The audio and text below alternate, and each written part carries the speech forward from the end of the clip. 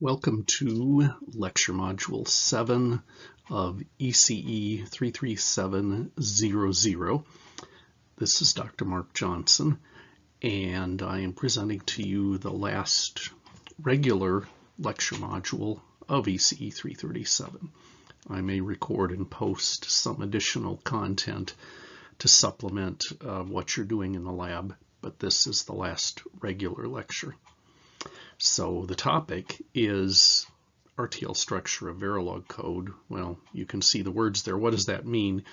Well, it's really, in this case, about being able to look at Verilog code and understanding and drawing a block diagram to show your understanding of the architecture or the RTL structure of that code. So my goal is for you to be able to take a piece of code and draw an RTL block diagram, and it could be a single diagram depending on the size of the design, or a hierarchical set of diagrams that accurately represent the code, but without presenting every detail of the logical functionality of it. I'm just trying to capture the architecture. And the diagrams you will produce are similar to what was required for the RTL homework, the difference being the RTL homework was aimed at specifying a new design that implements some specifications. In this case, you're taking an existing design that's already been written as Verilog and trying to then draw the block diagram of what it represents.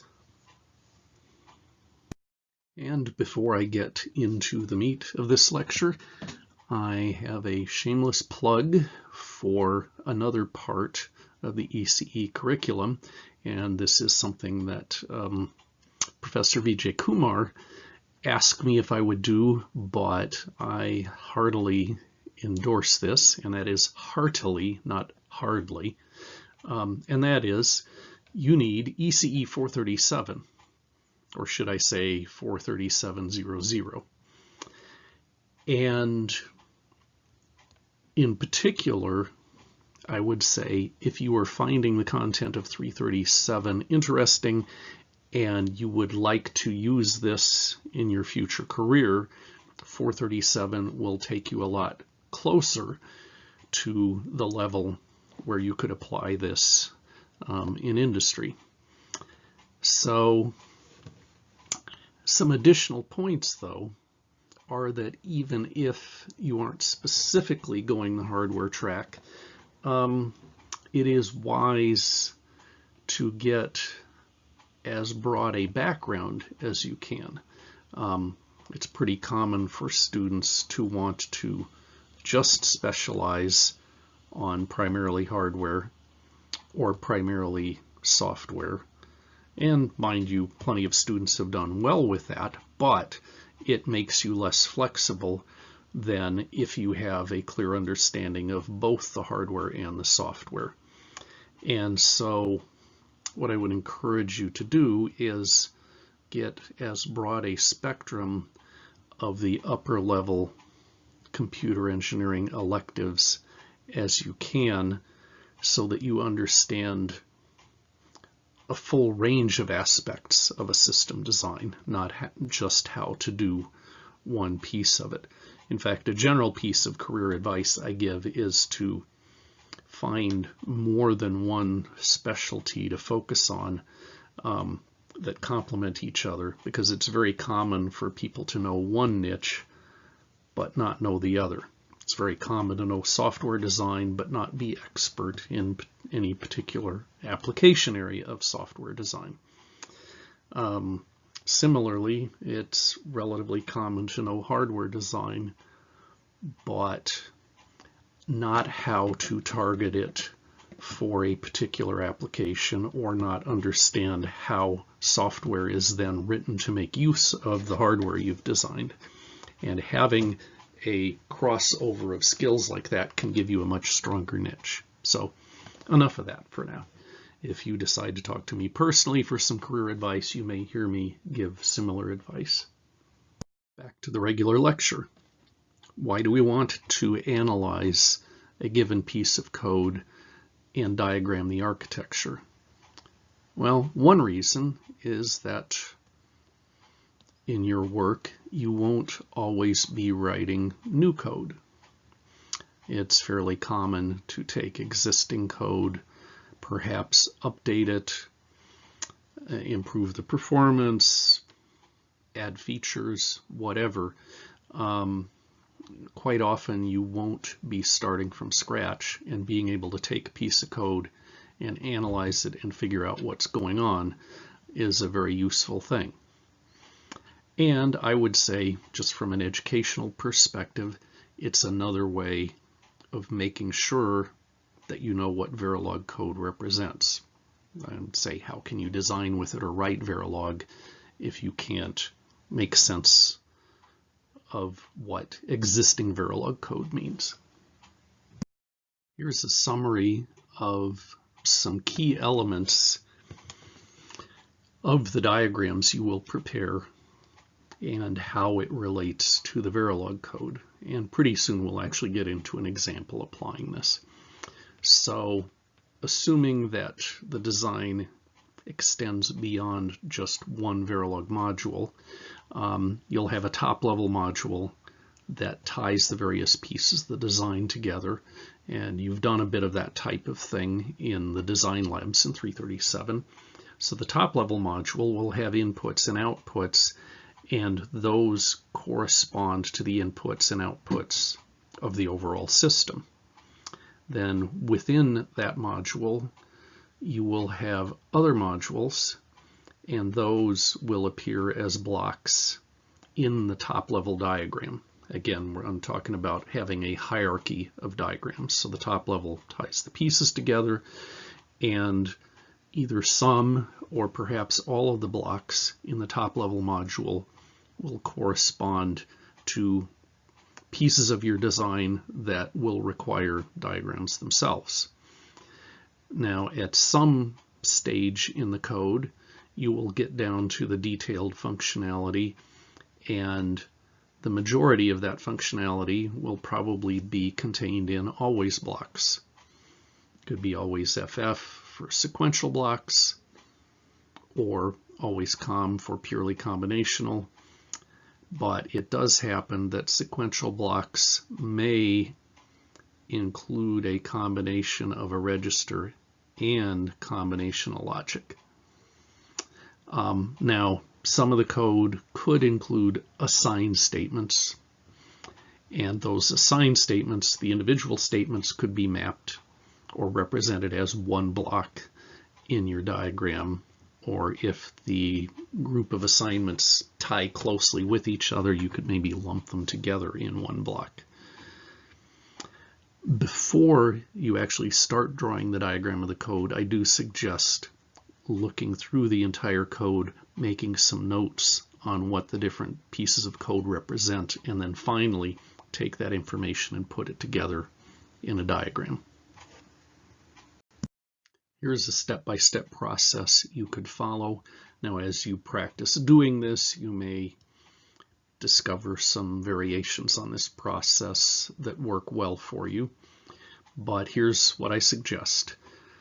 First off, look through the code and just identify everything that will represent a block or end up being represented by a block in your diagram, and flag the inputs and outputs to each of those blocks. Now, for some things, it's really obvious what the inputs and outputs are. If you find a port map of a module, you'll have the list of inputs and outputs right there in the port map. On the other hand, an always block, you will have to often look through the code in the always block to figure out what the inputs and outputs are. When I'm going through the code, I like to annotate the input and output signal names in the code. And for me, as a matter of convention, I'll draw a circle around the name of an output of the block, and I'll underline the input. And then when I'm finally putting the diagram together, I can quickly identify that information for building the diagram. I normally try to follow a left to right signal flow to the extent that's possible. And one of the ways that I do that is to show any external inputs to the block on the left of the diagram and any of the outputs on the right. So that will naturally tend to draw you into a left-right flow and can help to make for a more readable diagram. Of course, before you build the diagram, again, look at the code, look at the set of blocks, and at least try to get a feel for how they might fit together. Now, when you're doing this on an exam, I'm not going to be concerned about it being, an extremely elegant looking diagram or necessarily having a really natural flow, because that can take some effort and redrawing to get to a diagram that really flows nicely. On the other hand, it needs to be legible and easy to identify what the inputs and outputs are to each block. And even if they're a little bit convoluted, that one can trace the signal flows in the diagram. Okay, so again, to the extent that is feasible, I try to arrange the blocks for a left-right signal flow and a top-to-bottom signal flow. And finally, we will connect external I/O to the blocks. On the top level diagram, that will be the system input and output, but on the other diagrams for individual modules, you will have the inputs and outputs as they're listed in the module declaration. And any diagram that has multiple blocks, well, pretty much any of the diagrams, to the extent possible, connect the blocks to each other, unless it involves drawing a really serpentine path across the full width and height of the diagram. And use arrows so that the direction of signal flow is obvious. On occasion, you will have a connection that just cannot be neatly drawn on the diagram, and in that case, you can use labels on the wires to indicate the connection. So I could have a wire on one part of the diagram with the name, what do I want to call it? Data out, let's say. And then I could have another signal elsewhere in the diagram with the same label, data out. And by labeling them both the same, that implies that they're connected to each other. But I still want you to have complete arrows from the source to the destination of the signal to the extent that it can be done in a readable fashion. As an example, I am taking the RTL diagramming question from exam 2 in spring of 2019, and this example represents an implementation of an SPI slave interface. Again, if you've been in 362, you may have already worked with SPI interfaces. It's a pretty nearly the simplest possible serial interface that's available.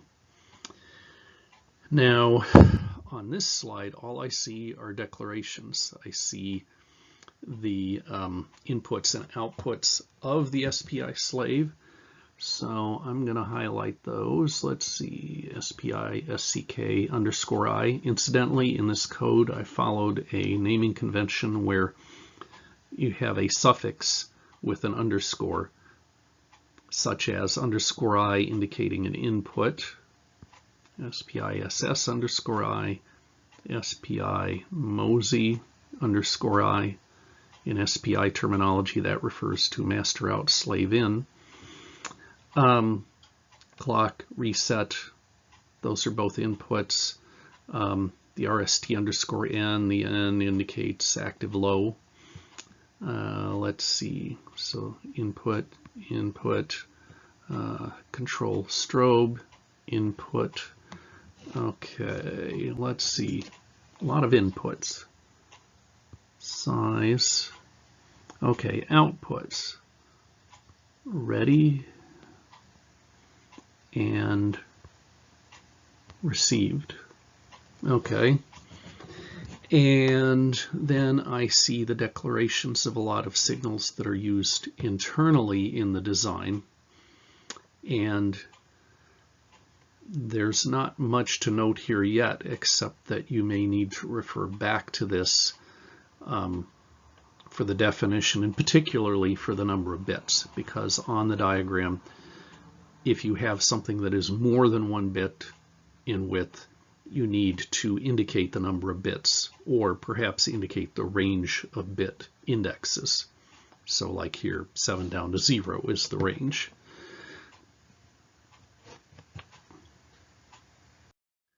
Now, on the top of this slide, we have what should be some of the easiest content to diagram. Could be a little tedious to diagram just by virtue of the number of blocks and the number of signals you're dealing with, but at least it's pretty clear cut, or should be, what you need to represent in the diagram. So I'm not going to draw all of these on the slide here because the approach to each of them is very similar, but let's take sync U1. So on the diagram, I'm going to have a block, and it's got an input SPI MOSI,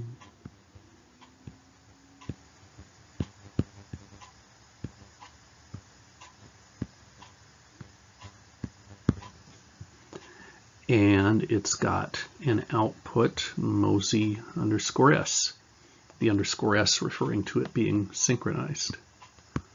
So I've got MOSI underscore S. But I've also got the clock and reset input. A bit of advice on that. Don't draw wires all over your diagram to show the clock and reset. That doesn't really help us understand the design. It just clutters it up. Instead, on any block that has a clock and a reset, and only on blocks with a clock and a reset, you can use just the little notch or the little triangle to indicate the clock input, and then if it's an active low reset, we'll just put a bubble where the reset input is, and if it happens to be an active high reset, although almost all the cases I have use active low, but if it was active high, you could just draw a little whisker on the bottom instead. But we don't need that on this one. Okay. So in the case of clock and reset, if it's the same clock and reset in the entire design, I wouldn't even label them. If you happen to have multiple clocks and resets, then you will need to label them to indicate which one is which. So in that case, I would say CLK underscore I for the clock input. All right. And in our diagram, all the wires should be labeled. So I've been using the signal name in the design. So SPI MOSI, MOSI underscore S, clock underscore I. Also, the blocks should be labeled in some fashion that makes it clear what they map to in the design. And so I will use at least the unique identifier here. So you see U1 is a reference designator. That's a terminology that comes from, say, schematics, where you have an identifier to indicate which symbol on the schematic it is. But in the Verilog code for port maps, we have something similar, where U1 identifies this particular instance of a module. So I am going to put U1 on this block, and it can be helpful if I also can improve readability, although using the stylus on my screen doesn't make for the neatest text, at least not the way I'm doing it. But in terms of interpreting the diagram once it's drawn, it could be helpful to have the name of the module as well. Okay, so I've done that for U1. I could do the same thing for U2, U3, U4, U5. Now some of these have more inputs and outputs than the others, but how you draw it is the same. And at the end of the slides, there is a completed diagram where all of the pieces are put together. So right now I'm just showing you how to interpret each piece of the code. Okay, at the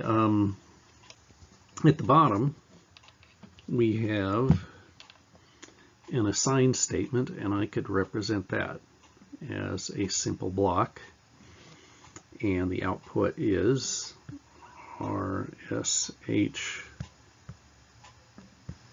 ENA, and it's got two inputs.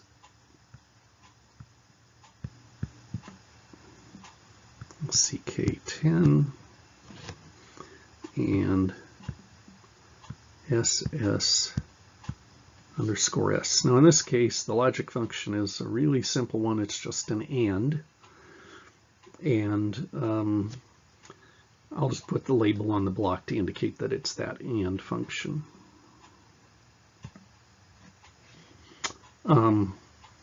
In the code, sometimes I will also have a comment next to it that may have a name that you could use for labeling the block. Now I see that I unwittingly copied the same line on two slides. I'm just going to cross it off here. And I have an always block, always com, so it's combinational. It will be represented, as a block in the diagram. But what are the inputs and outputs?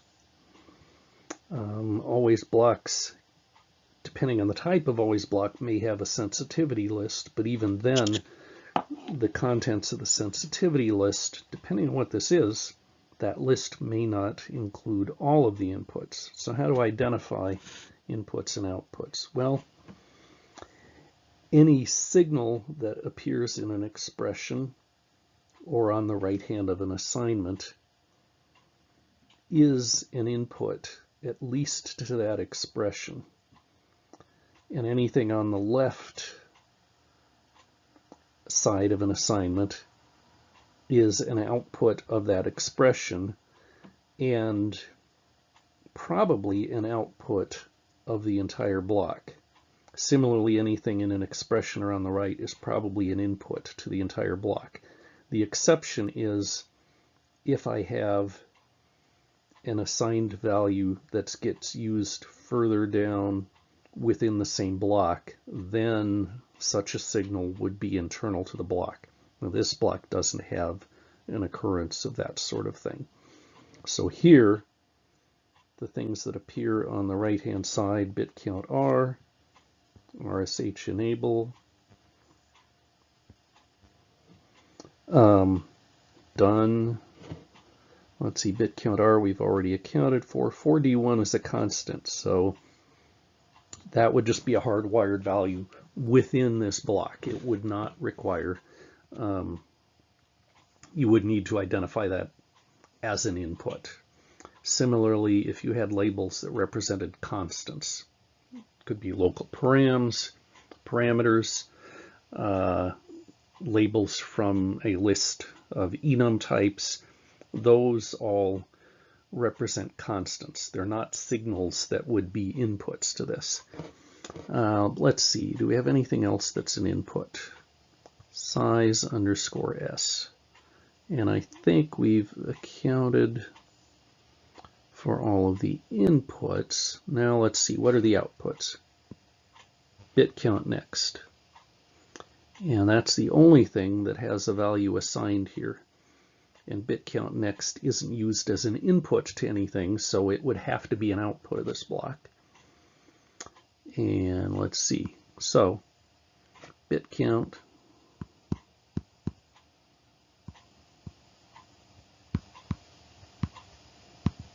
NXT. And right now, as I'm recording this lecture, I do not have, I at least can't conveniently go back and refer to the declarations of this. So it has some number of bits, and I would have to look back to the beginning of the code to see what the declaration of that is. Now RSH enable.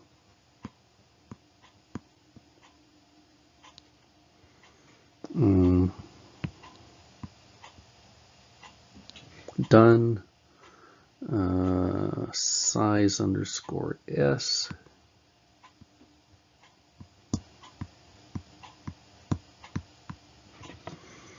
All right. Those seem to be all the inputs. Now size underscore S is also going to have a width to it. Okay. And what am I going to call this block?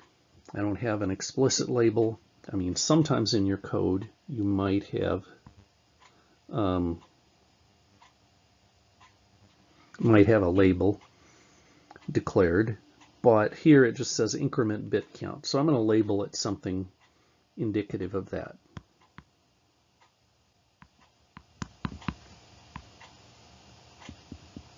There. So I'll call it increment bit count corresponding to that comment. Okay. A couple more always con blocks. So each one of these is just going to be represented by one block in the final diagram. So here we go. And what are the inputs and outputs? Well, SPI in R appears to be an input. Mosey underscore S is an input. RSH ENA is an input. And let's see, that's the inputs, and then SPI in next or NXT is an output. So I've got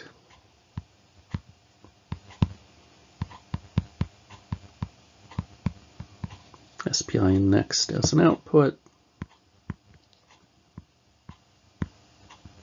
RSH ENA as an input,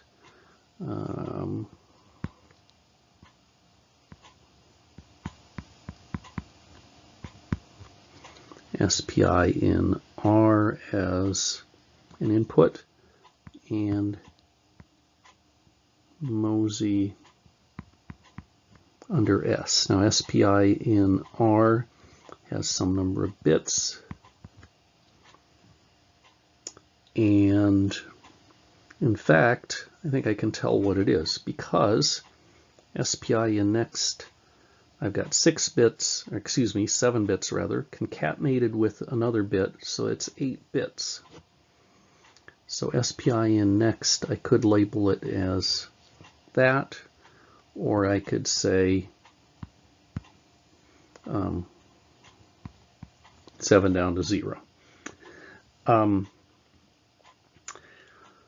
Really, a lot of the time just indicating the number of bits is sufficient, but occasionally you need to identify, or it's useful to identify which bits are being used, because you may have a bus that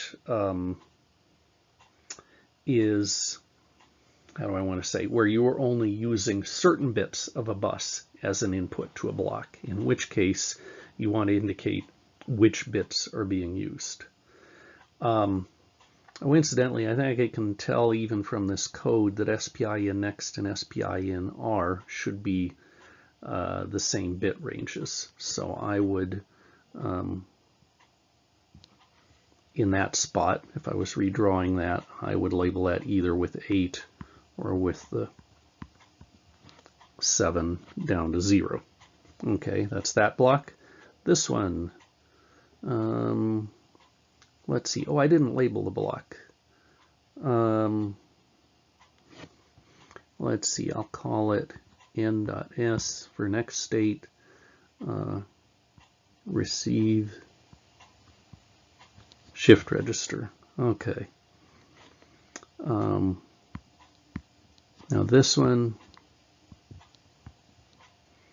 Next state, receive data buffer. Received R, let's see, that's an input. SPI in R is an input. Done is an input.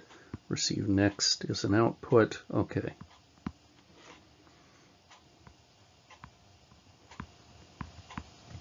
Received R. Done. And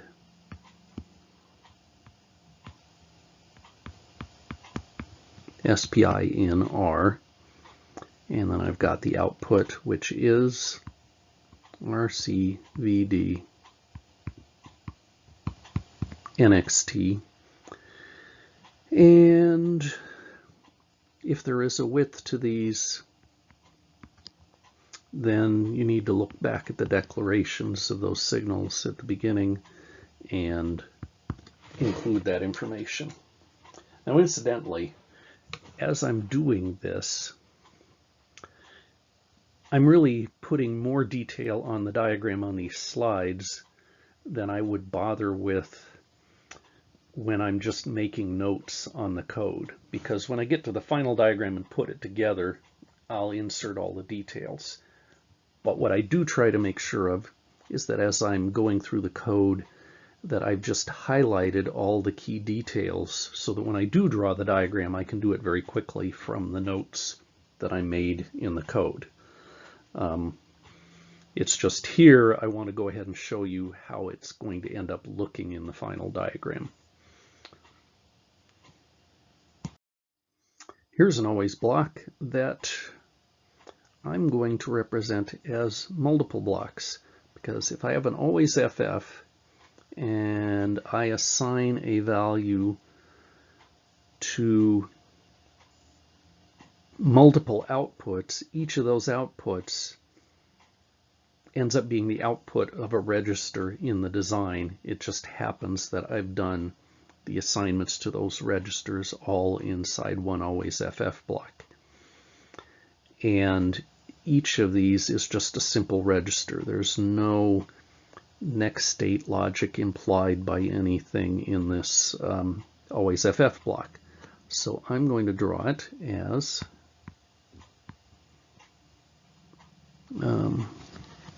let's see, 3 registers, and they've got outputs, inputs, and I can tell just from the reset specifications how many bits they are. So let's see, bit count R is 4 bits, or be 3 down to 0 on the range. Rather RCVD underscore R is 8 bits. And then SPI in R is 8 bits. And the inputs to these I can see down here in the bottom half of the always FF block. Bit count next.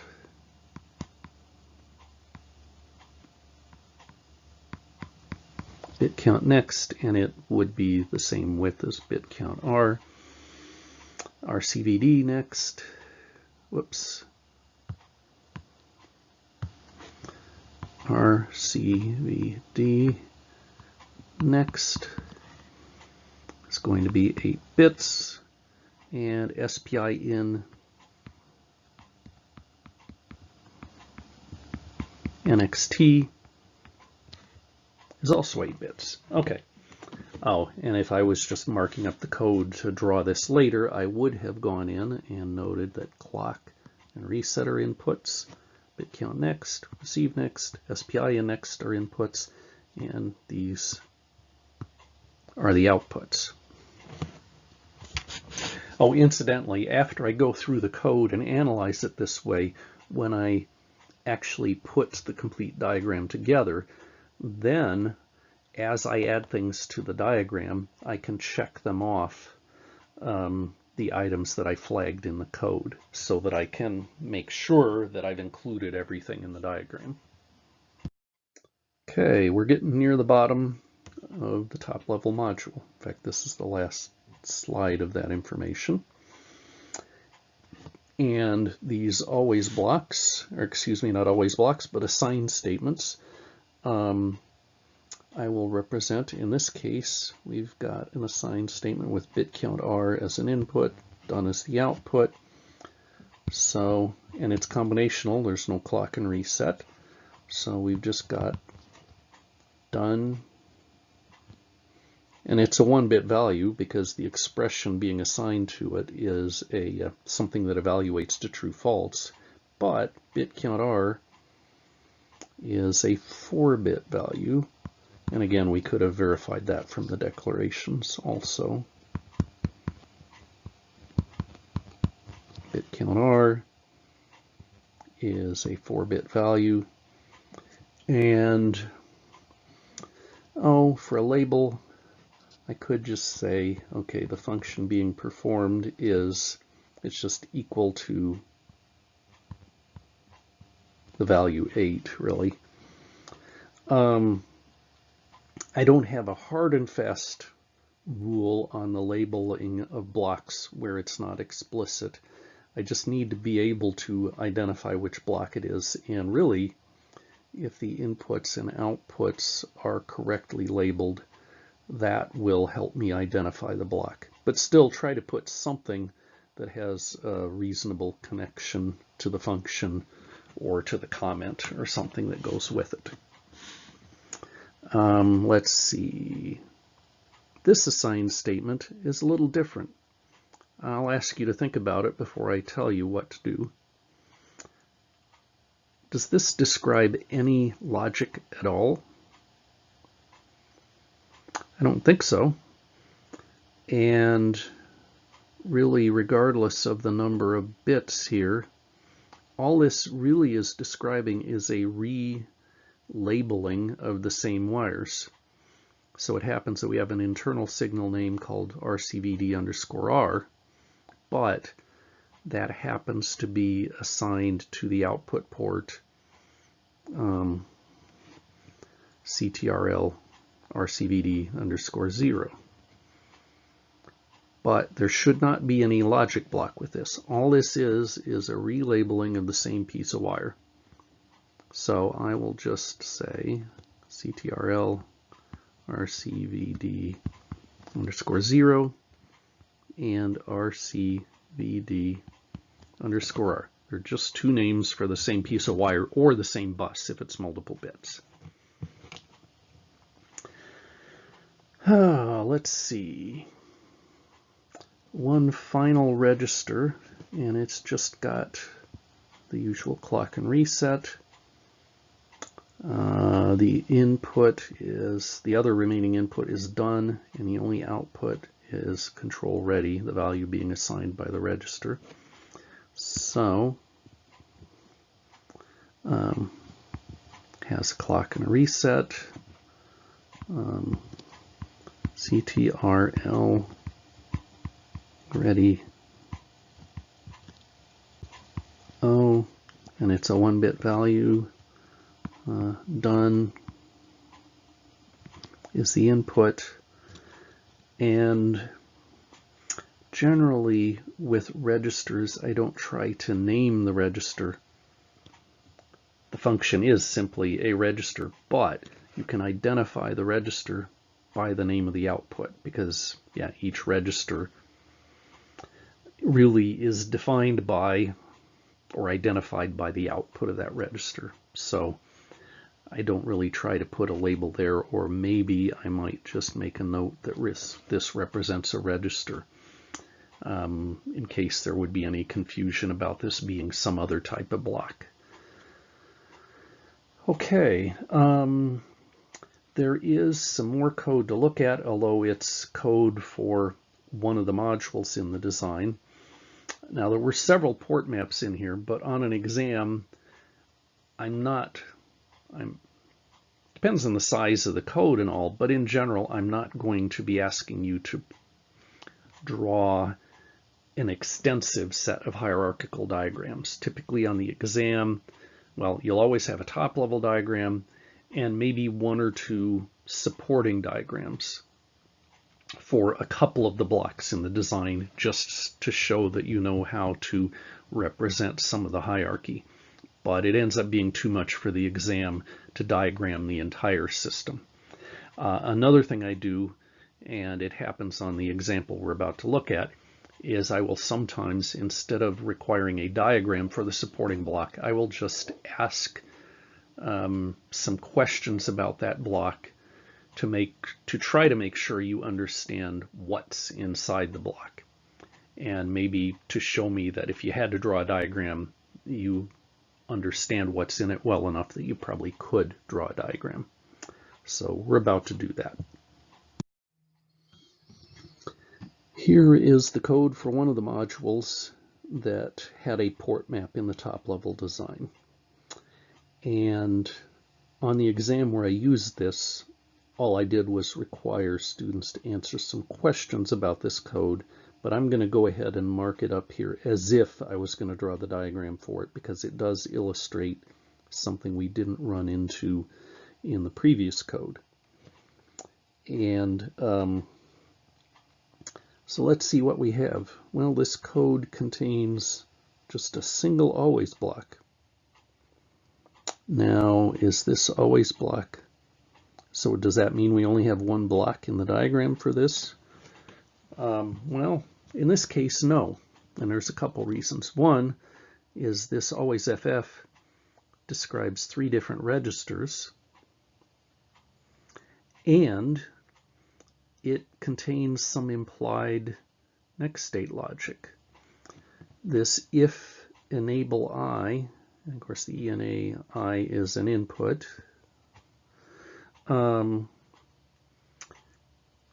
implies that when this is true, each register will take the next value as indicated, but if enable I is false or 0, each of these registers is going to retain its previous value.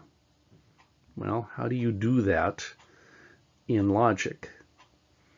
Well, it involves a two-way mux in front of the register, so let's draw that.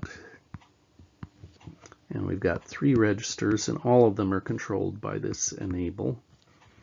Clock and reset. And first one, I've got D1 is the output of one of them. And, oh, these are 6 bits. D1 is 6 bits. What's the input to this register? Is it D underscore I? Not directly, because it's only DI if enable or ENA I is true. So I would need a mux at the input. Now for the block diagrams, just a combinational logic block would be okay for this also. You could draw it as a mux, but I'll just draw it as a block, and I might call it a mux. And the input to it is going to be D underscore I. It's a 6-bit value. And there's going to be an input ENA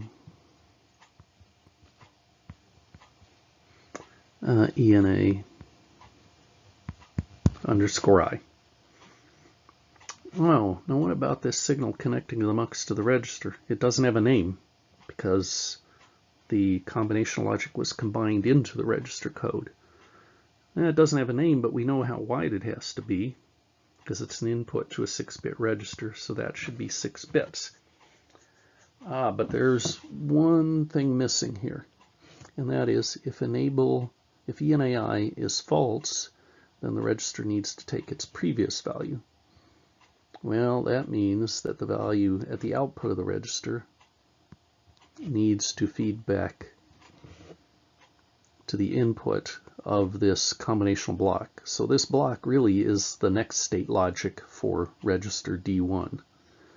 And the next state logic for this register happens to just be a two-way multiplexer. And then the remaining registers will be drawn in the same fashion. And they're all the same size.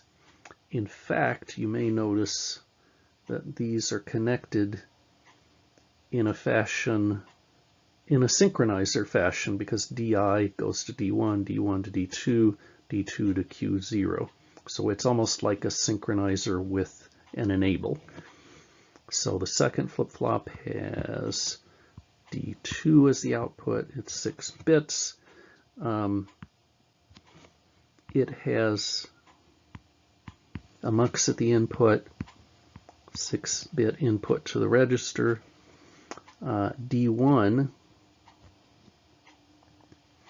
is, and D1 is just an internal signal. It's not an output of the design, so it's going to go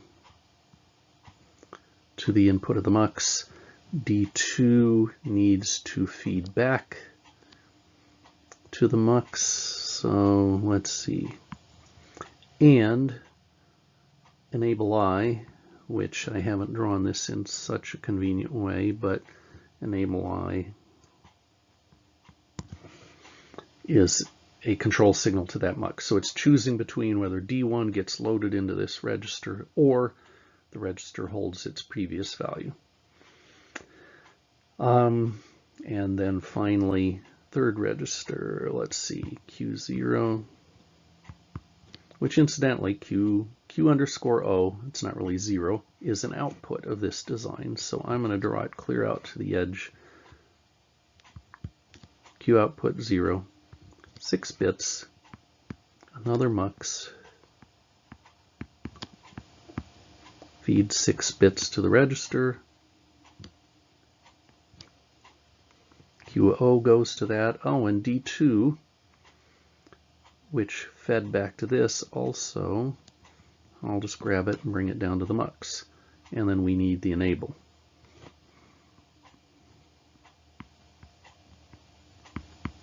So in this case, I just showed the enable signal in multiple places. I mean, I guess it wouldn't have been that hard to draw wires to all of them, but that's an example of how I could connect things together just by means of the labels, even if the lines don't go there. But one of the key things to get out of this is that when you have expressions or conditionals in the assignments in a register, any of those things produce next state logic for the register. So in this case, the if ENA underscore I resulted in next state logic in the form of a mux, and then ENA underscore I is an input to that next state logic. And the other inputs to the next state logic end up being the value being assigned to the register here. So D underscore I is an input. D1 is an input to the next state logic for this register, but DI was an external input for this module. D1 is just an output of this register that feeds to the register for D2. D2, the output of that register, is just an input for the next state logic for Q underscore O. So, it's a really short, fairly simple looking piece of code, but in some respects, it was maybe the most complicated to diagram. Let's go ahead and look at the questions based on this code. What I asked for here was just to indicate what does it take to build this code if you were synthesizing it. And so the next state logic ended up